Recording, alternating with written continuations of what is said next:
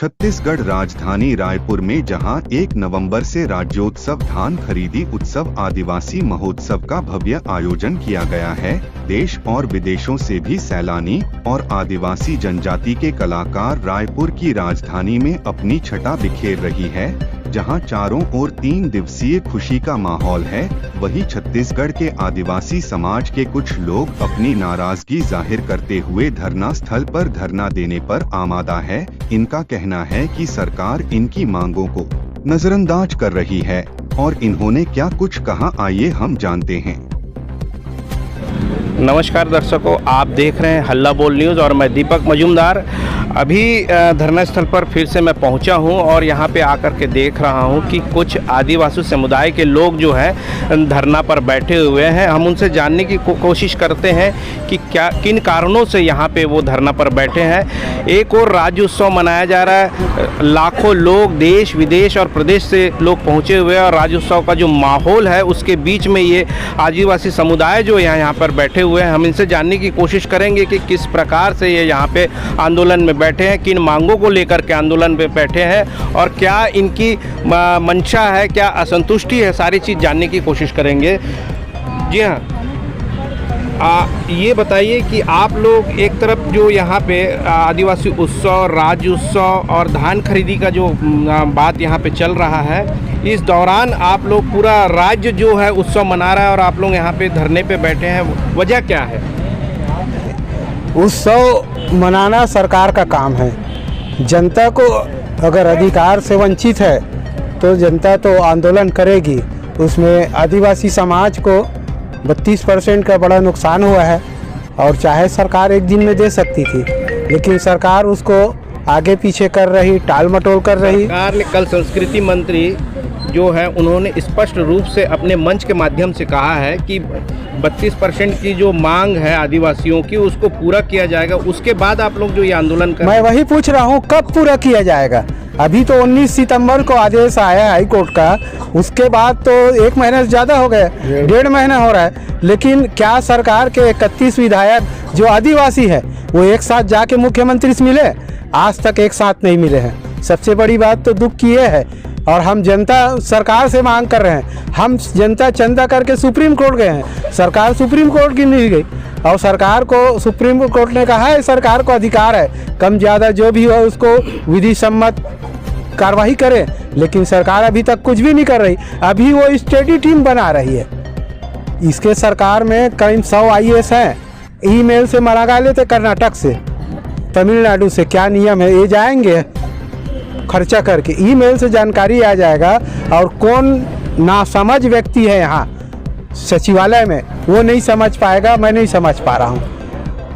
नहीं, जैसे कि अभी माननीय मुख्यमंत्री जी ने भी घोषणा कर दी है कि 20% जो है किसी भूलवश जो है 20% हो गया था, अब उसको नए पिटीशन के तौर पे वो नई सोच के तहत और नए कार्यवाही के तहत उसको 32% जो आप लोगों की एक्चुअल मांग है उसको पूरा करने जा रही थी। उन्होंने आज संस्कृति मंत्री ने कल ये कहा है कि बीजेपी के भूल के वजह से ये हुआ है, मगर उसको अभी जो वर्तमान कांग्रेस की सरकार सुधारने की कोशिश कर रही है। ये दोनों सरकार जो भी थे उसने लाया था अध्यादेश, हाई कोर्ट में चल रहा था। 4 साल से इन लोग भी जा रहे थे, तो क्या मंजीरा बजा रहे थे या भोपू बजा रहे थे 4 साल तक? इसके महाधिवक्ता या तो गधे हैं, समझ नहीं रहे। हाई कोर्ट क्या जानकारी मांग रही, दिए नहीं। और दूसरा, 1 मिनट, तो इनको रोक कौन रहा है काम करने के लिए? वो कह रहे हैं ना कि हम काम करने वाले हैं, तो एक दिन में मध्य प्रदेश में अभी 1 दिन का विशेष सत्र चल रहा है, तो इनको बुलाने से रोक कौन रहा है? विशेष सत्र। और 8 तारीख को मुख्यमंत्री हम लोगों को बुलाए थे, हम लोग बैठे थे, तब बोला था 17 के कैबिनेट में चर्चा करेंगे।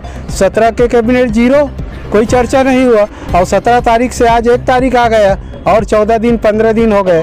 तो क्या हम लोग आश्वासन में जिंदा रहें? और इधर भर्ती हो रहा है उसको कौन देखेगा? अभी मेडिकल इंजीनियरिंग का भर्ती हो गया, आदिवासी कोटा कट गया। अभी IAS IPS का कोचिंग सेंटर है, उसमें 400 लोगों को भर्ती कर रहा है, 200 OBC को दे दिया और आदिवासियों के को 28 देना था, वो 84 दिया है। तो कितना घाटा हो गया? 28 और 16 44 घाटा हो गया, उसको कौन क्षतिपूर्ति करेगा। ऐसी नौकरियों में हो रहा है, पदोन्नति में हो रहा है। और एक तो सरकार स्वामी आत्मानंद स्कूल खोल के पूरा आदिवासियों का हक मार दिया, आरक्षण की व्यवस्था ही लागू नहीं किया उसने, ऊपर से पदोन्नति खत्म हो गया। और 2001 से 2012 तक वैसे भी हमको 12% कम हुआ।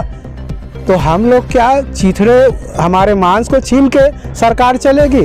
और हमारे 31 विधायक क्या गूंगे बहरे हैं, अंधे लंगड़े लूले हैं, या एक मिनट या उन लोग बोल नहीं पाते क्या। मैं यही चाह रहा हूँ कि वो 31 विधायक चूड़ी पहन के बैठे हैं, उनमें साहस नहीं है, तो इन लोग कैप्चर हो गए हैं, कांग्रेस पार्टी के गुलाम हो गए हैं। तो समाज ऐसे लोगों को धिक्कार करके बाहर निकालेगी। अब अभी बहुत ज्यादा समय नहीं है, 1.5 साल बचा हुआ है चुनाव का, विधानसभा चुनाव है। और विधानसभा चुनाव में आदिवासी समाज के लोग जो 31 विधायक की बात कर रहे हैं, तो क्या 31 विधायक के प्रति आप लोगों की प्रतिक्रिया क्या रहेगी अगले चुनाव में? अगले चुनाव में एक भी नहीं दिखाई देंगे। और अब दोनों पार्टी जाएगा, तीसरा फंड आएगा आदिवासी सरकार। अब की बार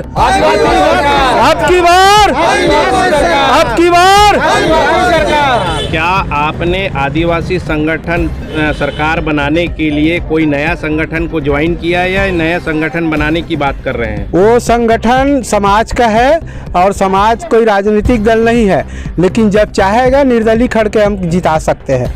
जी हाँ, स्पष्ट तौर पे इन्होंने कहा है कि आदिवासी समाज का एक नया संगठन तैयार होगा और जिसके माध्यम से नई सरकार चुनी जाएगी, ऐसा कहना है। और इस बार दोनों सत्ताधारी, जो पूर्व में जो सत्ताधारी थे और वर्तमान में जो कांग्रेस की सरकार है, उसको पहले सिरे से ही नकारने की बात कर रहे हैं। इस संबंध में यहाँ जो आदिवासी समाज की कुछ महिलाएं हैं, उनसे भी हम बात करने की कोशिश करेंगे कि हमारे बीच ये जो महिलाएं बैठी हुई हैं आदिवासी समाज के, हम इनसे चर्चा करने की कोशिश करेंगे। मैडम, ये मैं जानना चाह रहा हूँ कि जिस प्रकार से आपके प्रतिनिधि मंडल के जो मुखिया है, जिस अभी धरना के दल में जो है, उन्होंने स्पष्ट तौर पे कहा है कि हमारी एक मंशा है कि जो पूर्व की सरकार थी भारतीय जनता पार्टी की और अभी वर्तमान में कांग्रेस की सरकार है, दोनों को पहले सिरे से नकारेंगे। इसमें महिलाओं, आदिवासी महिलाओं का क्या योगदान होगा?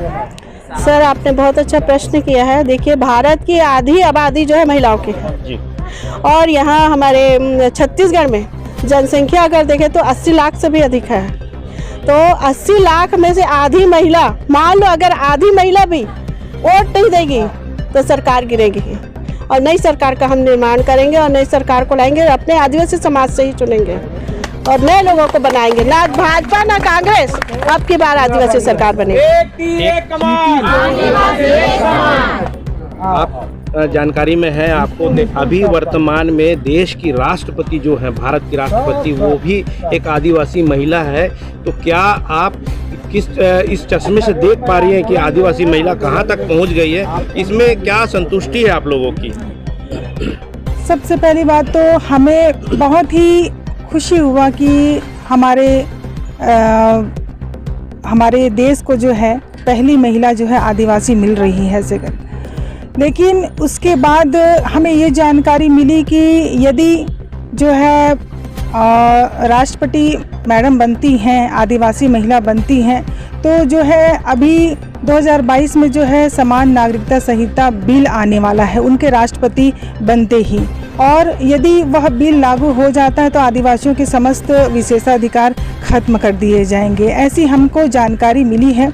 और अभी तक जो है मैडम के राष्ट्रपति बनने के बाद हमको उम्मीद तो ज़रूर थी कि मतलब आदिवासियों के लिए ज़रूर कुछ करेंगी, लेकिन अभी तक राष्ट्रपति महोदया की तरफ से कोई भी आश्वासन या ऐसा आदिवासी समाज को आगे बढ़ाने के लिए या उनके समस्याओं का निदान करने के लिए अभी कोई पहल नहीं की गई है आज तक। जब वो राज्यपाल थे तो उन्होंने आदिवासी समाज के लिए काफ़ी कुछ किया है और उनकी मंशा होगी, हमारा इस प्रकार से कहना उचित नहीं होगा कि उनकी मंशा होगी कि वो आदिवासी समाज के लिए, क्योंकि स्वयं वो आदिवासी समाज से हैं और देश के महामहिम राष्ट्रपति हैं, तो निश्चित रूप से आदिवासी समाज के लिए कुछ सोचना लाजमी बनता है। देखिए सर, अभी तक जो है आदिवासी समाज की सभी समस्याओं का समाधान हो जाता तो आज जो है आदिवासी लोग और हम सब यहाँ पर इकट्ठे नहीं होते।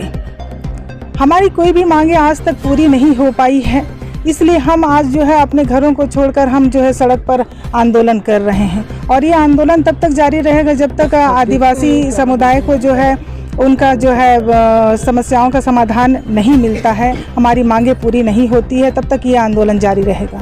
अभी राज्योत्सव, आज से राज्योत्सव का यहाँ पे धूमधाम चल रहा है। सारे देश विदेश के लोग यहाँ पे पहुँचे हुए हैं इस उत्सव में भाग लेने के लिए। जी, और आप इस प्रदेश के सबसे बड़े जन समुदाय के लोग हैं, आदिवासी समाज के लोग हैं, और आप लोग यहाँ पे धरने पे बैठे, ये कहाँ तक सही है? जी, और सबसे पहले तो क्या आज जो है राज्योत्सव मनाया जा रहा है, लेकिन सर्व आदिवासी समाज छत्तीसगढ़ ने ये निर्णय लिया था कि हम जो है राज्योत्सव का बहिष्कार करेंगे और आदिवासी लोक नृत्य महोत्सव का बहिष्कार करेंगे।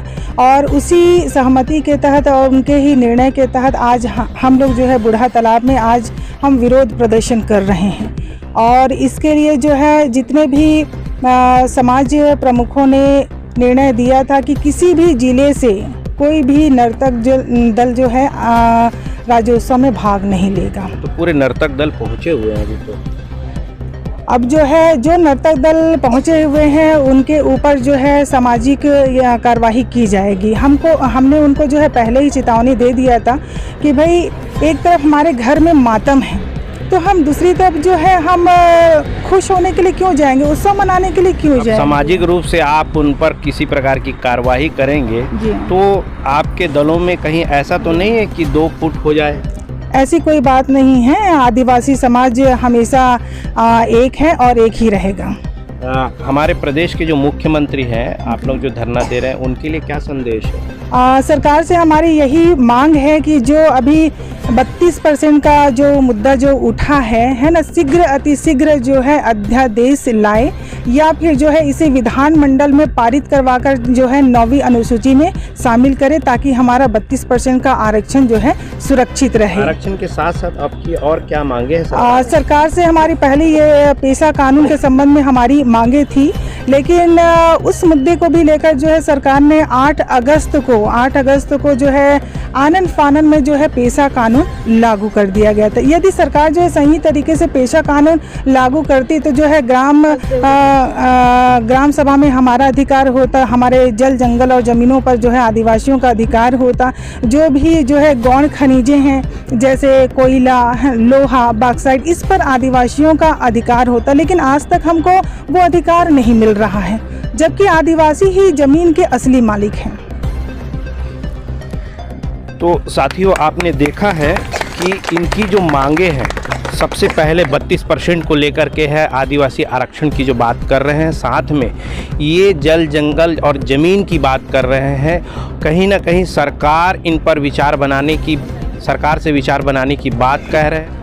तो एक और दोस्तों देख रहे हैं कि राज्योत्सव जो है बड़े भव्यता से मनाया जा रहा है और यहाँ पे जो कुछ आदिवासी समाज के नाराज लोग हैं यहाँ पे धरना स्थल पर बैठ के धरना दे रहे हैं और वो स्पष्ट तौर पे ये भी कह रहे हैं कि जो आदिवासी समाज के जो नर्तक हैं जो वहाँ पे राज्योत्सव में जाकर के कार्यक्रम को संपन्न करने में अपना योगदान दे रहे हैं, समाज उस पर उचित कार्रवाई करेगी और उनको हो सकता है समाज से निकाल बाहर करने की बात कर रहा है। तो इसी स्तर पे आप देख रहे हैं हिंदुस्तान हल्ला बोल न्यूज़। मैं दीपक मजूमदार।